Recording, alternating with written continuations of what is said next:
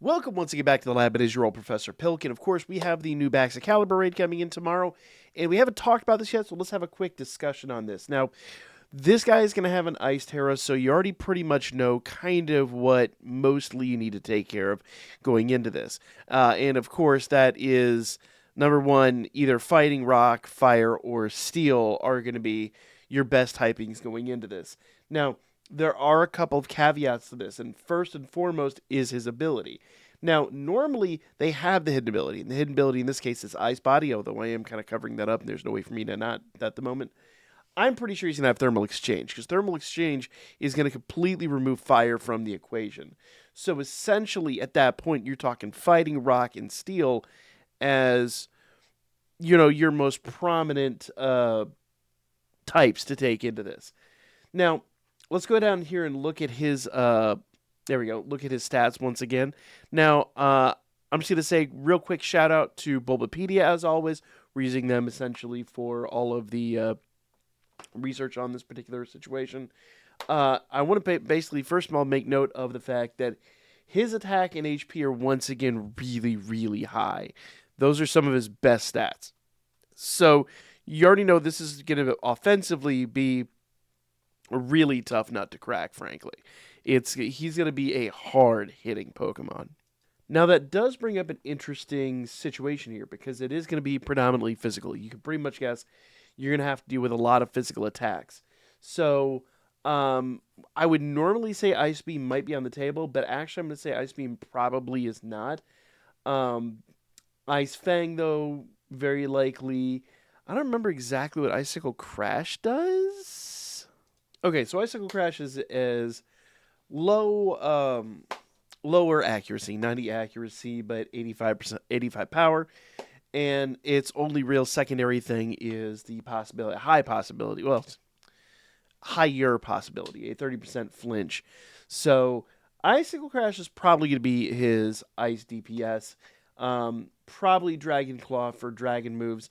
But you got to think, what other moves is he going to have at his disposal? And with, we already know Fire's off the table because the ability, Rock and Steel can both be knocked out with one good ground move.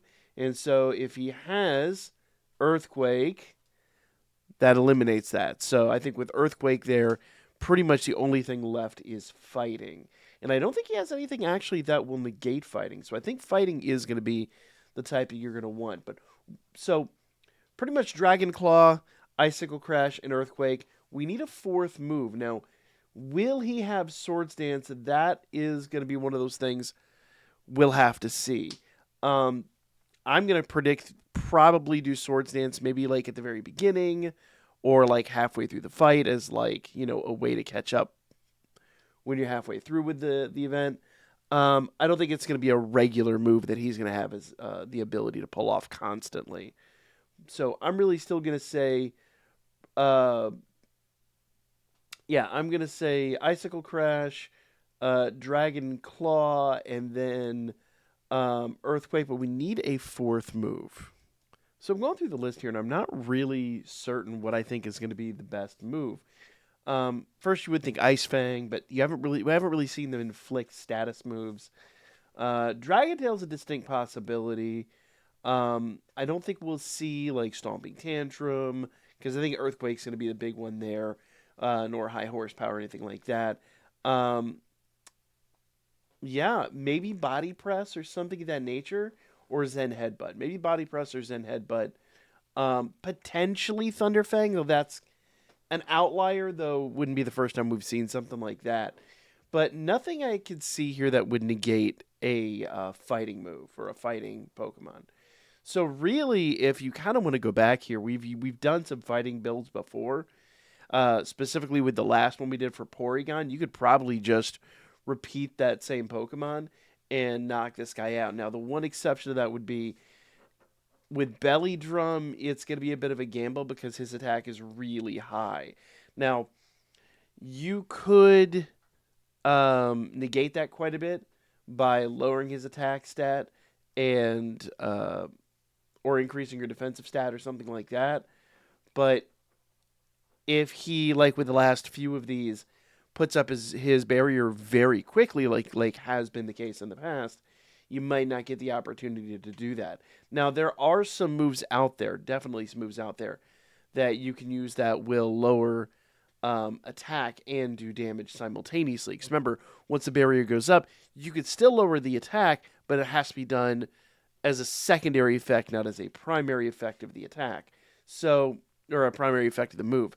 So in that situation, you've got some moves that actually do damage and as a secondary effect will lower the attack. Those actually still will be quite viable, but I can't think of one off the top of my head that would be fitting for this particular situation. I do kind of still like the idea of using Iron Hands here, but I'm going to go out on a limb and say that more than likely you're not going to be using Belly Drum, just because I think Belly Drum is going to be a tough nut to crack. But yeah, fighting Pokemon, and once again, I'm going to go out on a limb and say, I'm going to say Icicle Crash, Dragon Claw, Earthquake, and I'm going to predict Thunderfang. I think those are the four moves, the four main moves, and with maybe a Swords Dance somewhere there that you're going to have to deal with. Like, this is going to be a tough battle. Just a lot of offense. A ton of offense.